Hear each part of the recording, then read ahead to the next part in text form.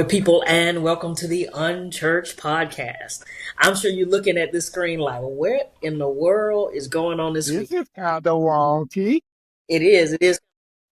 But it is Thanksgiving weekend, and I am out of town, and we didn't record an episode for you all today, and so we are recording this episode less than 6 to 12 hours before it's released. Right. But we're excited about the conversation. I'm joined here today by my co-host, Mr. Antonio James Andrews, Not cold.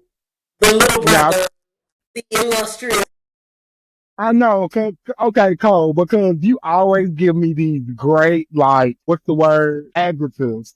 And now we're virtual, and you don't give me, like, oh, here you go, He's just the co-host. right, like, it's the time we got to amp it up, Cole, come on. Okay, I am joined here. Let's start it over, Oh, you want me to start it over for real? No. Just, like, start my intro over, like, I need some more, like, I am joined here today I want to feel like Mike Tyson. by the incomparable, Light Bright, Oh, guys.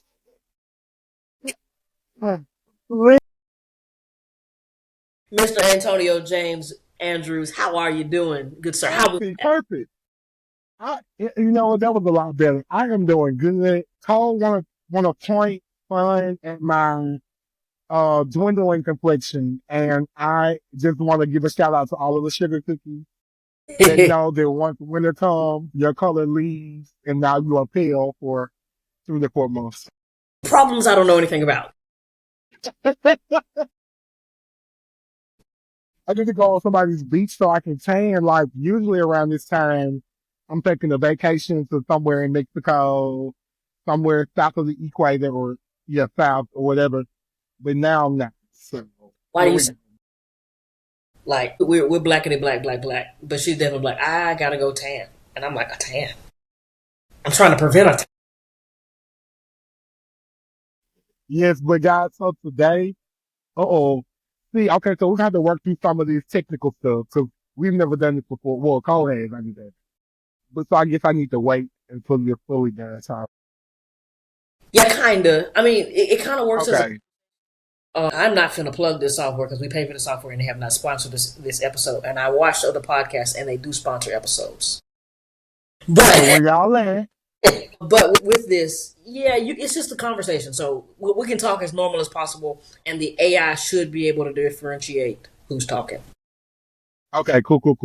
So today, guys, we have a really good episode in store. The title of this episode is going to be, can I get a drum roll? What are you doing is making people leave. So, as you guys know, the overarching theme is like talking about some of these topics. Most of them can be kind of taboo about like what is causing people to leave the church. But today, I think, well, let me go back. We talked about a lot of different stuff. Of course, we have the same overarching idea, but we talked about what other people are doing. Mm-hmm. But it's trying to reflect on God's self Yes. in the good King James Version. And we even talked about what can we be doing that's causing people to leave the church and to stray away from Christ. Like, you gotta check yourself when you rate yourself. That might be the subtitle. Yeah, I like that subtitle. And like before we even dive in, I want us to remember like the podcast was created as a love letter to people who left the church, but realizing that people who watch this podcast are on an entire spectrum on church attendance. We have people who pastor churches to people who haven't been to church in 3 or 4 years. And so sometimes I think that we kind of got to talk to both audiences. And so today Right. I want to talk about it. Like, what are you doing, or what could you possibly be doing or allowing, right? That is running people dead about of the church. Because if I'll be honest, as much as I love the church, they've been trying it. So let's 1,000th degree. right. So I think go ahead. You go.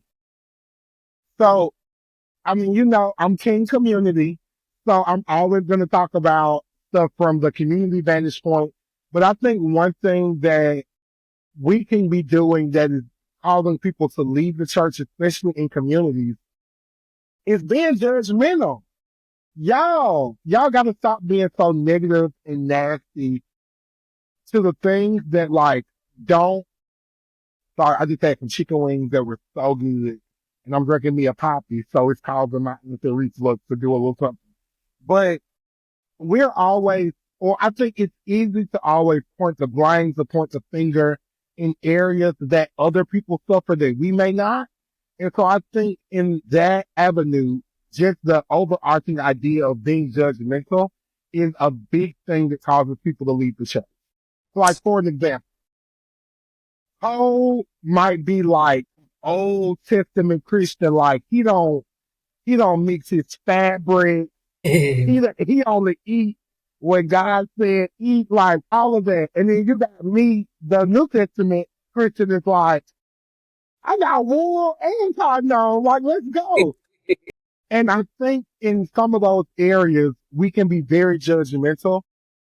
And not just in that, but I think even in areas where we may have worked slip and been a very touchy spot, once we have been delivered and the Lord has brought us out of some of that, we then start to inflict some of that same pain onto other people, willingly and unwillingly.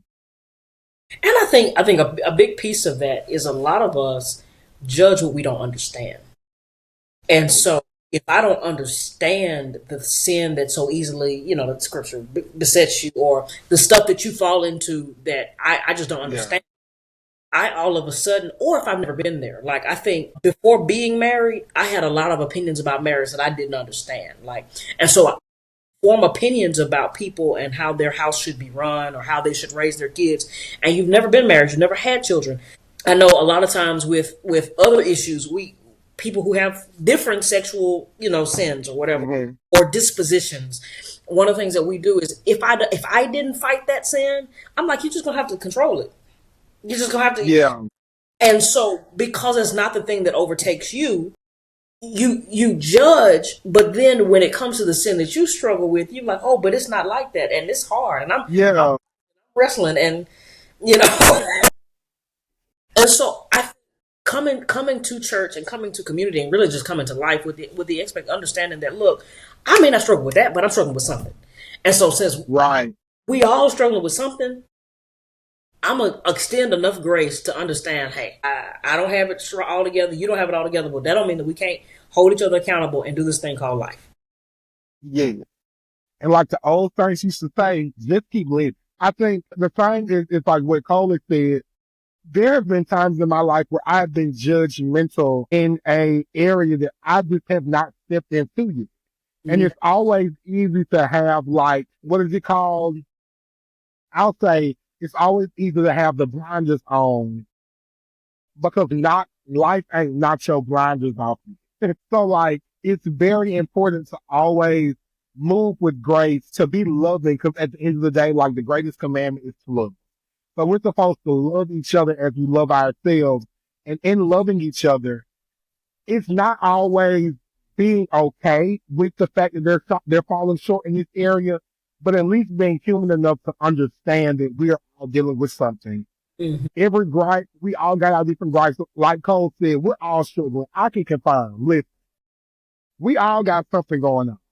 Whether they tell you it or not, there's something going on there. So you really do have to be able to give grace, especially if you want that same grace to be given unto you. Absolutely. And I think another piece of it that I think a lot of us fall into, especially in the church, is that we make excuses for our problem. There are some of us who make excuses for our problem, and then we somehow watch somebody else do the same thing that we were doing secretly, publicly. And because we weren't in it publicly, we feel the right to judge as if the location of the sin matters. And so I really want to I want us all to do an inventory on our lives, like in a very real sense. Like, you don't have to put it in the comments what you're struggling with. But I think sometimes, I've had conversations with people who were laid up with somebody and they were judging somebody who got caught being laid up with somebody. Like, we're doing the same thing. You just judge. They got caught up. They got caught and you didn't. Mm-hmm. In the eyesight of God, it's the same, right? In the eyesight of it's all the same. But I think because a lot of times when we see ourselves with a grace-colored scheme, like a grace-colored We see other people, we take those glasses off and we see them. We're like, well, it just is what it is. Well, Yeah. if I'm a Christian, I'm supposed to wear those glasses all the time. Yeah. If they're covered by the blood, it's supposed to be, all the time. Now, that doesn't mean we don't hold people accountable. Yeah. That doesn't mean that holiness will always be right. But understanding that it's not my metric of whether you're holy or not. It's not my rules. It's not my judgment, not my measuring stick. It's God's measuring stick. Right. You 'Cause know, at the end of the day, truthfully, the only person you got to answer to is God. I mean, yes, the chastising of your brother and your sister, like all of that, will help hold you accountable. But at the end of the day, when the Lord writes your name on that delivery ticket, and it's like to the gate, only you are gonna have to answer to that notice. Can't it don't matter. I mean, the process server. I mean, they might just skip over you, but you probably don't want to get skipped. I'm just gonna be for real. You want to go when they call your number, or it's just gonna be like the DMV you at the back of the line. right. And look, Okay, now we're gonna say just one more thing too. One thing we got to be very careful at, especially when judging people that are suffering from the same stuff that we are, but we're just doing it in the dark. What's done in the dark will come to light.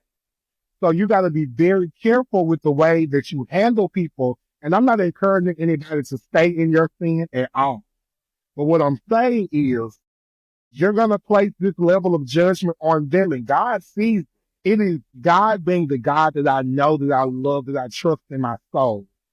I have never seen a situation where somebody has been struggling with the same thing they judge their brother on, and then the same thing doesn't follow. You reap what you sow now.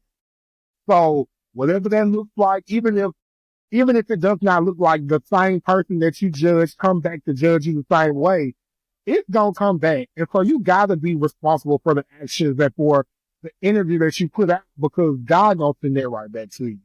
and think about Right. it. There's a parable that Jesus tells about this man who owed this big old debt. I mean, huge debt, owed this debt that he could not repay. He goes to the man that he owes the debt to, and the man forgives the debt. You ain't got to pay it back. But the guy leaves And the from. Lord do that for my student loans and for my car payment. Please, Jesus. I ain't with. But the guy, Woo! he leaves, sees a man who owes him just a little bit, grabs him up, and like, give me my money. Like, holds this man with all his ramifications. The man who forgave his debt sees him, says, forget the debt that I canceled. I'm finna throw you in jail until you can repay me. Like, Mhm. and so I wanna challenge us, like, as a church, as a body of Christ, like, a lot of times the heat that you dish, you can't take. And That's all. we forget that we are covered, smothered, and surrounded by grace. It is forgiveness. It is the mercy of God that we have not been exposed, consumed, whatever. Yeah. And a lot of times we live in this space where we expect that God will cover my stuff forever, but I can expose everybody else. And that's why I hate exposure culture. Like, I hate this whole thing that I'm going to expose this one and they not doing right. Because the truth of the matter is, you may not be cheating on your wife, but you're doing something. You're doing. And I'm not saying cheating on your wife is right. Please don't go cheat on your wife. You may not be doing, you may not be having extra stuff going on. You may not be committing fraud. But You may not be feeling in that same way. Right. But this whole idea that I get pleasure and joy out of exposing other people, that's not right. And I think I'll just be honest. There was a lady who has been on a tear trying to expose me, right? And it's crazy. In her efforts to expose me, it just showed how we went through and did it the right way. But I think that a lot of times our efforts to expose other people or to make other people look bad often makes us look bad in the end. I think a lot of times when we work on trying to expose other people, or we work on trying to, because we're in a spirit of judgment, what it does is it reveals something that is not like Christ in our heart. Yes. Not saying that Christ didn't confront, but Christ definitely confronted, but he also gave us a model for confrontation. A lot of times it is not, it doesn't feel good. It doesn't feel satisfying for us to go to people in private and be like, oh, I repent. Y'all think about it. Jonah, when God called him to go to Nineveh, didn't want to go because he said, when I get there, they're going to repent. Like, I want you to destroy them. I get pleasure in them getting insane.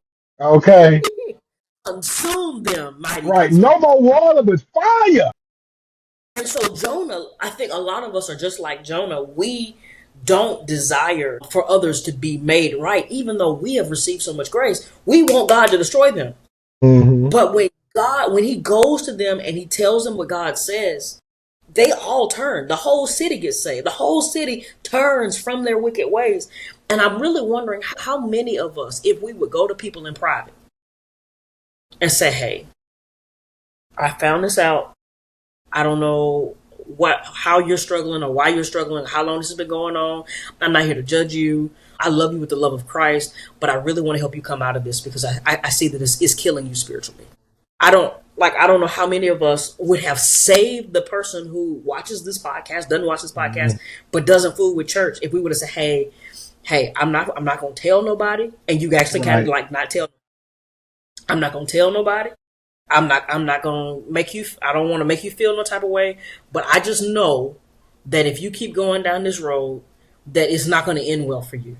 And I really wonder if a lot of the exposure ministries on YouTube, Facebook, and TikTok would take that approach. How much healthier would the body of Christ be? The body would be so much healthier because everything is healthier. Listen, when you follow what God has laid out for us, that is literally what he laid out for us. When you have go to your brother. If that don't work, go grab somebody else. And if that don't work, go to the church. Like, that is what happens. And what I guess I can't, well, I can because I'm human, so I understand it. So no judgment here. I just talked about that. But we follow the owner's manual for everything else. When I bought my car told me 91 recommended, but you could do 87. I'm then not going to go and sell my car. You only supposed to take 87. Or, I got a better example. When I got my other car, and it really said, it said 91 required, not recommended, required. I then go to the Infiniti dealership and be like, I know this car better than you, and this car goes off of 87. I took my tail down to Shell, and I pressed 93, and I filled myself up, and I went along the road with no problem. So I think that we really have to start taking, and I hate when people break it down so simple and it'd be like, oh God. But like, that's really is as simple as it is. But your whole background just lit up. Wait, let me see. Okay. Yes. Congrats. Okay, sorry. I won't do any more hand movements. I forgot, like, Apple got that new update where it does all of the stuff. It may do something else. But, okay, whatever. See? There we go. But I was saying, I hate that whenever it gets made so plain that it's like, oh, duh. But at the same time, like, if we would follow the commands that God left us, he left them for a reason. And so the same way that you would trust your vehicle book with your car, you would trust the control with your TV, like you're setting something up, the washing machine, like all of this different stuff. Literally, they have these instruction manuals for a reason. And the same way with us living life, we have these instruction manuals for a reason. And we literally, we man brain it and we don't read the instructions. And then we wonder why it's leaning, or it's crooked, or it makes a noise, or grandma done sat in the chair, and now she on her tush because you forgot the screens. Like, literally, it's no point of us even having to go over this because everything that we need is there. Precisely. We're moving on to the next. Oh, sorry. I was about to move on to the next one. Okay. I think the next thing is very closely tied to what we were talking about, but I think that it shows up in a different way. I think having the attitude that my church is a country club. And I think I'm trying to think the best way to explain this. Because not a whole bunch of us don't belong to country clubs, right? Yeah, yeah. I think a whole bunch of us find ourselves in places and positions where the church is the only place that I have power or I have a substantial vote. And so I think I can control what happens in the church. I can control who gets where and who gets what and who can do what and who can be what.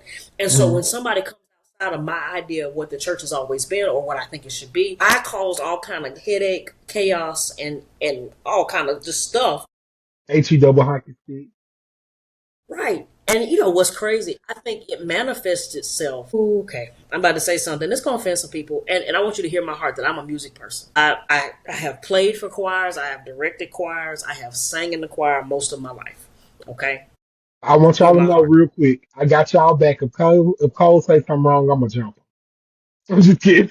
I think the spirit manifests itself best in the music departments. Okay? Hear my heart. Hear my heart. Let's think about it. When we go back to Ezekiel and Isaiah, we see these prophets talking about when Satan fell from heaven. Satan fell from heaven. In both accounts, we talk about it. Talks about how Satan basically, you know, a lot of people say he was the music minister in heaven, but if you read those texts a little bit closer, it almost insinuates that he was music. Mm.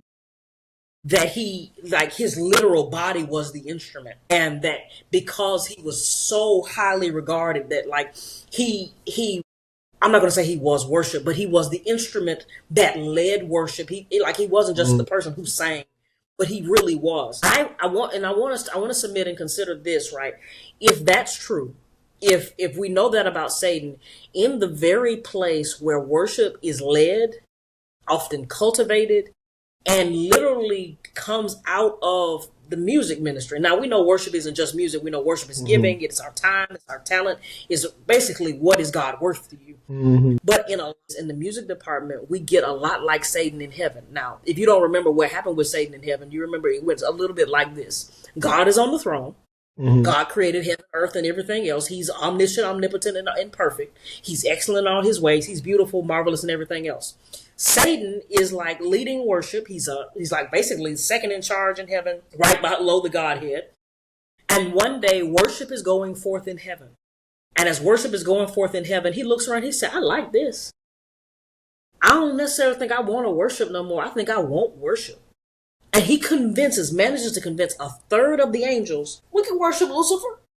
He's pretty cool. And he convinces a third of the angels to fall with him.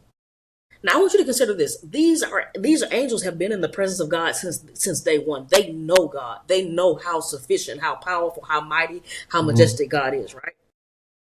Interestingly enough, when they decide this, God's like, "Oh, you got to get up out of here." And as a matter of fact, Scripture says that he fell from heaven like lightning. And so my thesis, if you will, is that a lot of times that Luciferian spirit manifests itself through the music ministry before it manifests itself anywhere else in the church.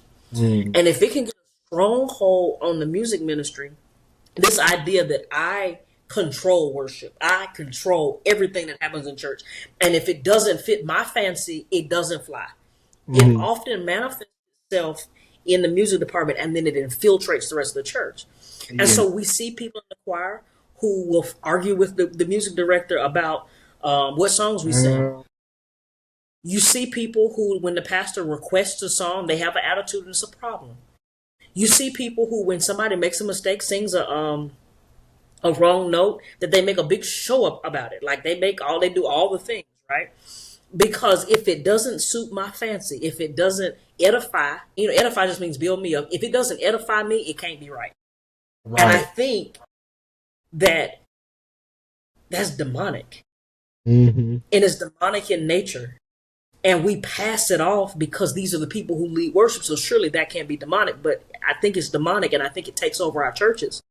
It does. It's why a lot of times, and I'm not trying to come for nobody. I love people. But I think in a lot of ways, it's why a lot of our musicians, our choir directors, and our best singers have the worst attitudes. And I'm not trying to come for anybody. I want to air this out. Yeah. have the worst attitudes and can't take instruction, can't do anything, because I think what happens is Satan goes in through the thing that he knows really well Mm-hmm. and convinces you of a lie Mm-hmm. about yourself and about God and about God's people. And you sow discord with while thinking you're right. Because Mm-hmm. imagine that. Satan thought he was right. And that's wild to me. And I'm Mm-hmm. gonna be quiet now. I just said a mouthful. Yeah, no. Oh, you really did. I mean, but that is so true. I think I can definitely confirm that. Well, I can see that because I do work so closely in the music ministry. You do start to see like this spirit of self come in with so many different singers and choir members and musicians. And it's almost like the enemy wants us to forget about who and what we're worshiping to focus on, I want to be worshiped. And Mm-hmm. one of the ways that I always combat that, because if you guys don't know me, I know I'm always listening on the song, but I serve in my music ministry at my church. And my prayer before I have to sing anytime, I don't care if I get 5 seconds while the music coming in and I'm trying to remember my note, my prayer is always lower me and lift you up. Because I Mm-hmm. never want to get to the point where I feel like this is for me. Like I never want to get to the point where I feel like what I'm singing, the songs I'm singing, the life I'm living is a reflection of who I am. I wanted to lead people back to Christ. And I Mm-hmm. think especially when you are in such an instrumental part of service, because music make up like 80% of the service. Like just to be for real, I'd say 70. Like 70% of the service. Because you still got the preaching and offering and all the other stuff. But yeah, Yeah, it's a big component of the service. It's easy for I feel like the enemy always wants to come in. Well, for one, he's here to kill, steal, and destroy, but he always wants to come into the places that are a most vulnerable and be like the well, I guess it's the same thing. 'Cause I was just gonna say like the easiest part to infiltrate. And especially with him knowing music so well, like Cole just said, he was the music note. Like the treble clef, he was shaped up all funny. But like that was who he was at his being. And so he's always going to use what he knows to pull you off track. And so I just think it's very important, especially when you are, and not just the music ministry, I think in any part of the service, any part of the ministry, it's always important to remind yourself that this is for God. This ain't got nothing to do with me.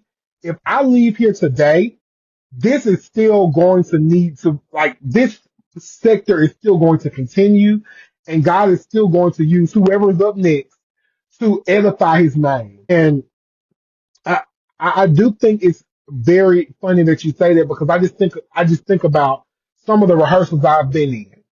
I mean this ain't my church, so whatever. But like back like when I was in choir back in school, like for one, rehearsal is rehearsal. Right? You're there to rehearse.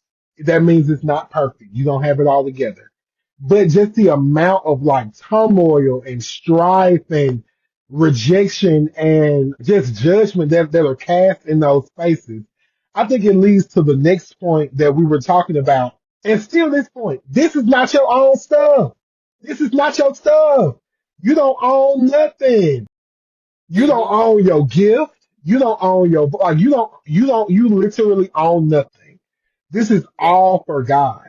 And I think we sometimes get misaligned when we start to believe that like I'm doing it for my glory, I'm doing it for this, or even I think like you just mentioned, Satan thinking he was right did something and it was so wrong. Sometimes we start to feel like I'm just correcting them because they're right. I mean, because they're wrong. It's not always your job to do that. And it's Huh? like what it's about the spirit you do things in. Yes. Yes. Like sometimes you're not the choir director, shut up, don't say nothing. But Hello? but at other times, like if you're in the section with somebody, if you look at them and be like, That ain't right. no, no. Like sometimes it is I do this thing where I'll turn my head and start singing the right note in their direction. Mm-hmm. I'm not finna be like, oh, like, no. Sometimes, like, and I don't even sing with our choir on a regular basis anymore. But if I know that they're short in the tenor section, I'll come out the booth and I'll get on the back row and stand behind the tenor section and sing the right note. Like, it doesn't have to be y'all are stupid. I'm brilliant. Yeah. Man, this is about me. This is a we body. And I think remembering that, and this is why I will always advocate for the choir. I believe in the choir. I believe in ensembles. I believe that the choir is our one opportunity, one of the biggest opportunities we have in the church and on earth to prepare for heaven. Why? Yeah. Because we all come together and sing in sections and sing different notes and come together to make one thing that sounds good. Mm-hmm. And we have to blend. We have to get in tune. I have to listen for what you're doing. You have to listen for what I'm doing. I'm following the leader.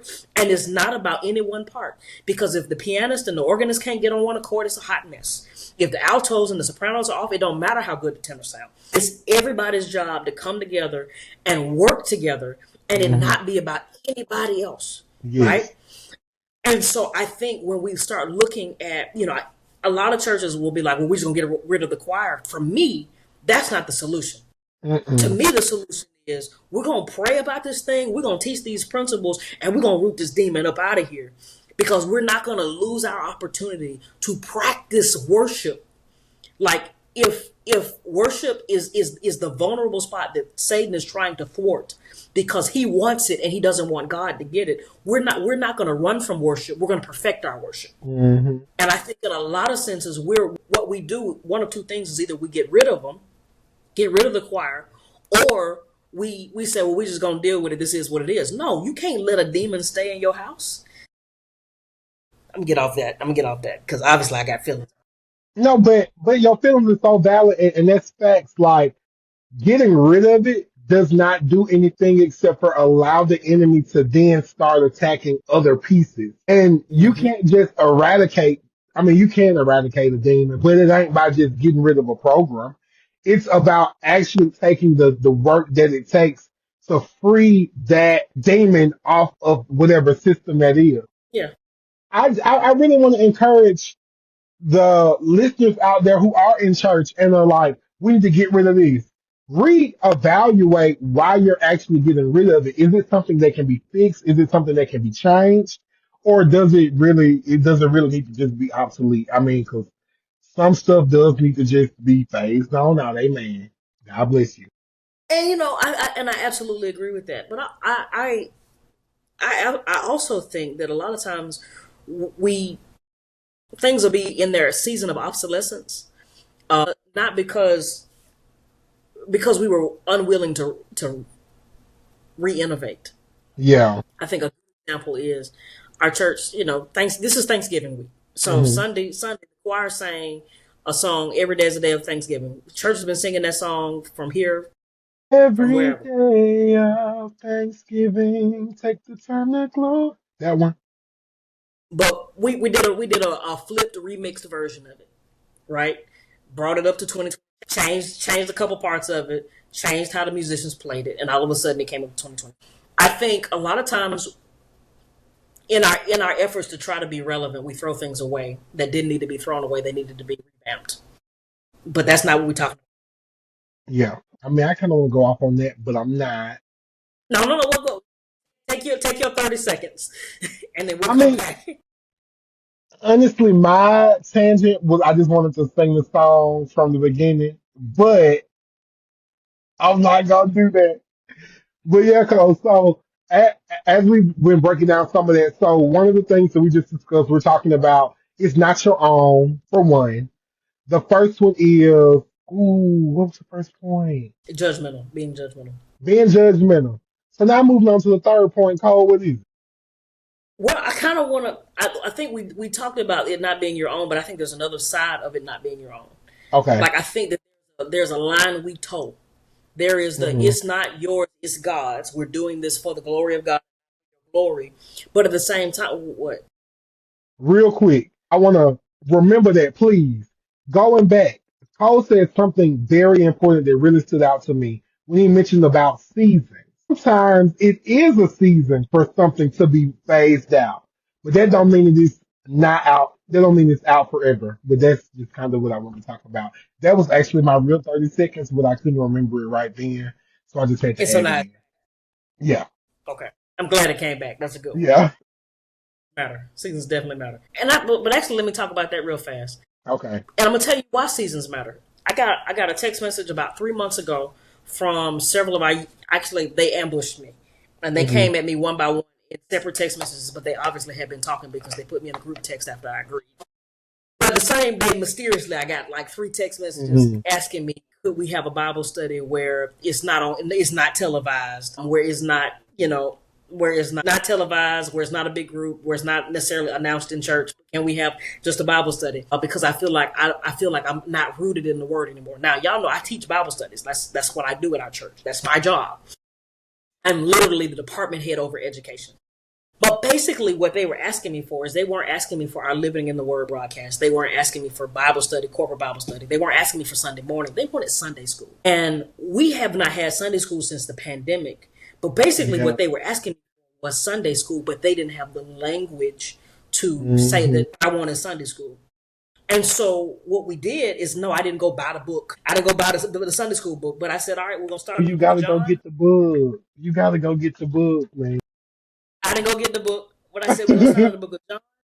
We're going to meet at somebody's house every Thursday afternoon and we're going to eat.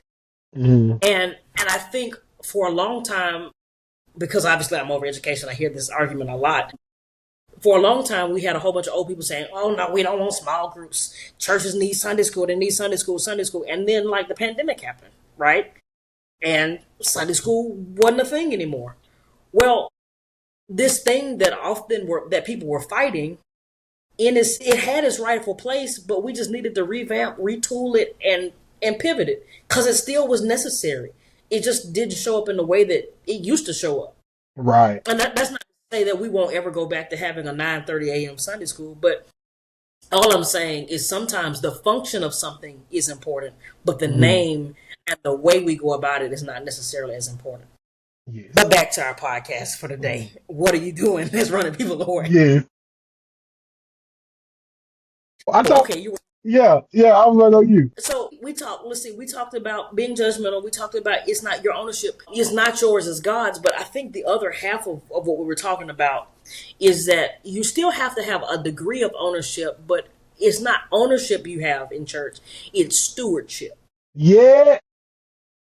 Yeah. And so while I can't treat it like it's mine, I can do what I want to do and treat it how I want to do, but I am a steward of the church, right? I do tend it, I do care for it, but the way I care for it has to be according to not my preferences, but the preferences of God. It has to be according to like the vision, the wisdom that God gives me. And I think a lot of times we get mixed up with this is my church, and this is the church that my granddaddy founded, and this is the church that we've been going to for generations. And we've always we get caught up there, but not realizing that we're not owners of the church. We're called to be stewards of the church, which means that if the vision shifts, if the Holy Ghost decides he wants to shift, or any of those things, we got to be quick to pivot to realize that I'm just the steward. And if I'm just the steward, that means that I got to pivot to what the owner says. And I don't think we've done necessarily a good job about that. I don't think we've done a good job. But I think the older generation still has I own the church. And I think we, as younger people, because they said they own the church and they pushed away, instead of us rolling in and becoming stewards, we'd be like, yeah, I'm good. Right, literally. Let's see how far your ownership goes. Where's your deed? Right. And I think the onus is literally on both of us. Like, we're all wrong. Like, I think that all of us have to come together and be like, okay, well, let's discern the times. Maybe a charge to keep I have is not what we need to do right now, right? Y'all can sing it on Black History Sunday. You maybe even we might can even get it in twice a month, maybe two. Maybe even I'll let you have it on church anniversary. Yeah, but every Sunday, oh my goodness, you ought to be done charging by now. That's not it. And not to say that it can't be revamped and brought up in 2024, but if we're going to be honest and real, and I think I've said this on podcasts before, I know we have some older people who watch the podcast, but not a lot. But like, if we're going to be honest, there was a time when y'all wanted to rock and clap in church, and they fought y'all. And so instead of being your parents that you fought, why don't we just like stand on some shoulders here and move forward? Why do we always have to be in a fight? But you know what, Cole? Honestly, and I'll say this because I have been doing a lot of reflecting these past few days.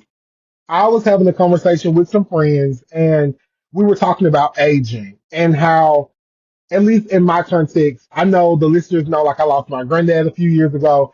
And I feel like a part of the grieving process is just like thinking about their life, thinking about how y'all's life intertwined. And I really had the thought of like, oh my goodness, my granddaddy was once my age and then he wasn't. And he lived his life. With me saying that, I think a part of it is that they just don't identify with their parents. They still see them as them and them as the generation that got it right. So I think what I would really encourage some of our older saints to do is to take a step outside of who you are and yourself. I think it's instrumental to the church continuing to grow. Somebody got to be able to say, whoa. And going back to the first point, like, this ain't mine. So let me see how I can realign myself with what the vision that God has for this space. And yeah, like, and like Cole said, just because you did it that way then don't mean that it's wrong. Just because we don't want to do it that way now don't mean it's wrong. It just means that it's time for something new. And if we work together, we can find that happy medium where we're still on the same trajectory, and we still are on the same path and vision, but we're approaching it from two different ways. I think there's a place for both, but it's really just taking that step outside of who you are and what you believe, and that's hard. Don't get me wrong. It's hard. And I know it's probably harder for some of y'all seasoned saints because y'all seasoned for a reason. That means y'all have been cooking. Y'all are a perfect cast iron skillet. We might be a new cast iron. Let me get my seasoning together. Some grease. Yeah. Let me get my grease. Oil. Yeah. Like, of course, let me have my time to get it. And yes, there are lessons that you can teach us, but I think in you teaching those lessons about, why y'all do what y'all do, then we can start having conversations about some of these newer ideas. And like Cole mentioned, this, especially when it comes to Sunday school, maybe it's just a revamping of the terminology. The actual institution of what needs to be done will remain the same. You may just need a new name, a new tune, a new beat to walk into. Golly, how long can the choir march in before we find another song to march into? Shoot, I choir. Please sure you don't hear this and start big marching because I'll meet y'all in the choir stand. A long time. I absolutely agree. Absolutely agree. I think every podcast we have boils down to this. That if we don't remove our humanity from this thing called church, that we will turn the thing called church into something that is not church. Yeah. And I think a lot of places that's what we've done. You remember when Jesus is talking to Peter, James, and John, he says, on this rock I'm going to build my church. And the gates of hell won't be heavy on my church. And I think a lot of times we take these collective groups of people, we get out of what God has ordained it to be, and it no longer is his church. It's got a cross on the wall, a steeple on the building, but we've gone from it being a church that meets in his name to it being a club of people who kindly wear crosses, but really are not doing the will and the work of the church. Other things that you could be doing to run folks away, and you didn't know you were doing. Listen, I done unloaded my gun. Baby, that face. Okay, so I'm going to tell him, baby face. Watch your face! Not only is it what comes out, but it's what shows up. And I'm yelling at y'all because I'm also yelling at myself. I have gained control of my mouth. I have not yet gained control of my face. Sometimes, y'all, going back to what I said earlier, you got to take a step outside of your body. to be in these spaces to remember, like, okay, control all of me. Because Hmm. I know that I have been in situations, even maybe just last Sunday, where some stuff has happened, and I've been like, I would not say it out of my mouth, but my face has said it. That face, y'all, we gotta stop looking crazy. Yeah. I struggle with my face too. Mhm. Always have. Even I think because a lot of times my thinking face looks like there's something wrong. Like my focus, you teaching me something, I'm usually sitting there looking like that. But a lot of times that's not me. Yeah, And saying is me it's just your processing, brain processing. Yeah, and that's just. But I think being aware that when we look at people or we're spending time around church, especially newly formed Christians or fragile people who are in fragile places, we have to watch our expressions. And I'll just tell it, I'm gonna tell it like it TI is. Like, I know you came to my church and you were turned off by my church because of how people looked at you and their expressions. Now, they're probably like, who is that? Where they come from? Which I think goes back to owning the church, like, no other people can't come. right. Like, yeah, you want business on it because business turn to members. Right, right. Like, but I think, but I think having that ownership piece and not being aware that you are trying to process what's happening here, but you're also sending first impressions to people who are in a vulnerable spot by walking into a space for the first time. Yes. Or, the girl who left the club last night because, God knows what happened and she came straight to church this morning because she needed her breakthrough. And you're so focused on what she's wearing, not realizing that there's a state in her soul. Like there's some soul work that needs to be done. Mhm. And so we're so caught up, so stuck on what's happening in my face, like by me trying to process, right? Not realizing Mhm. that you're sending the person the message they're not welcome. And that's not the message that you want to send. Yeah, that whole face thing, Cole, I can't even lie. I'm really working on it. All I can really ask for is prayer at this point because I don't know, and like y'all, that's really why I haven't had too much to say about the whole face thing. Like I said what I said and I meant what I said, but also I'm like it's kind of beating on my front door, so like I'm just Well, gonna it's listen knocking and on my. take it in. But I also think that is the power and the strength of this podcast. That like we can talk about where we're going wrong too. Hmm. Because I struggle with that. I absolutely positively struggle with that. I think another one things that you could be doing that are running people away is you not knowing the whole story but talking about it. And if I'm going to be honest about it, I know gossip is bad everywhere that it goes, but it is so detrimental in church because our necessity for information a lot of times puts other people in a place of vulnerability because you'll make assumptions about what's going on in somebody's life and you'll talk about it like it's the gospel. And by the time the person who's suffering or hurting hears about it, they take that as an offense that you made against them. And so, I have seen people go through divorces. I have seen people lose their children. I have seen people be going through turmoil in the family and the whole family of members of the church. So now the church knows it. And what should have been a safe place has now become the place of more damage. And it Hmm. has been a place like of a cesspool. And so I will stand by this and I believe this not because I've always gotten it right, because I've gotten this wrong a lot of times. But when you hear something about somebody, my response has automatically been, "Have you talked to them about this?" Hmm. Or people would come to me complaining about our pastor, and I'll be like, "You want me to call him and ask him about it? You Nip want me to that get in him the, on three way? Huh? I said just nip that in the bud right then. I can call him. He'll answer for me. Now I don't know what you done did. The reason why he stopped answering, he answered for No, me. he answered for just about everybody. He'll answer for me. You Yeah. got a question about it? Well, I'll ask him and I'll find out what it really is. Hmm. Because I think a lot of times when we jump to conclusions, a lot of us don't want solutions, and that's our humanity coming into the church. We don't want solutions. We want to feel better, and by airing it out, it makes us feel better. But we don't realize the damage we do by trying to air out somebody else's stuff. Hmm. And Cole, I got one more to take us all home. the last thing that you could do to lead people away from the church is the way that you live your life. Hear me out. Mm, Hear me out. Hear mm, me out.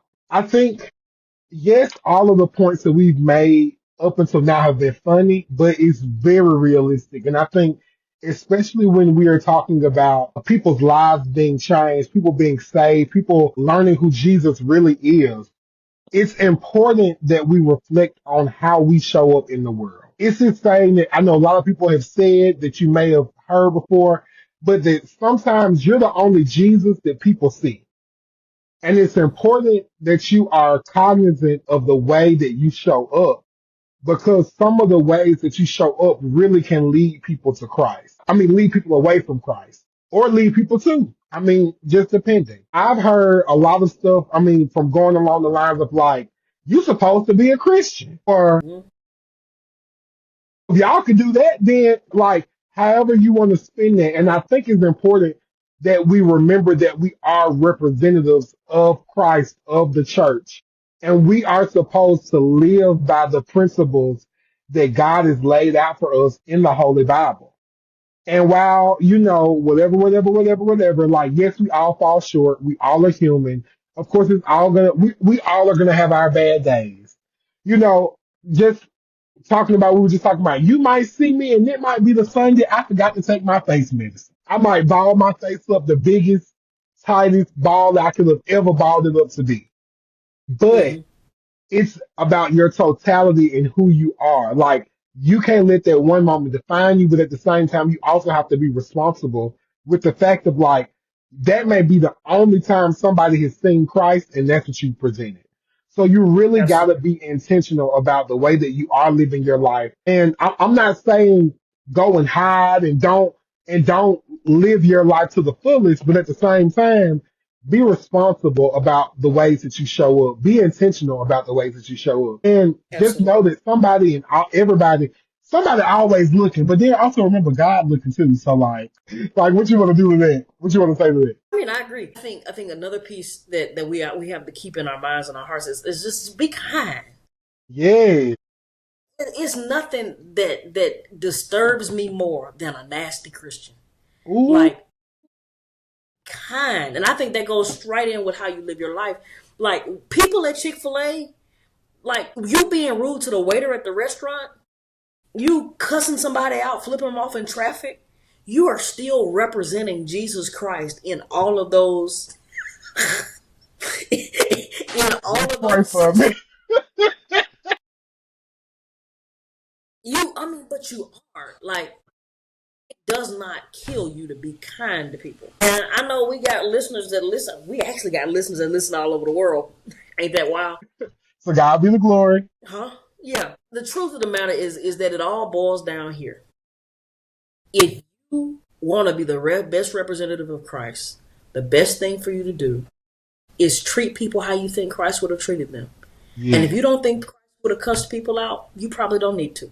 If you don't, if you don't think that, because I guarantee you, there can be a problem with your steak, and you can be just as honorable can be about letting them know that there was a problem with your steak.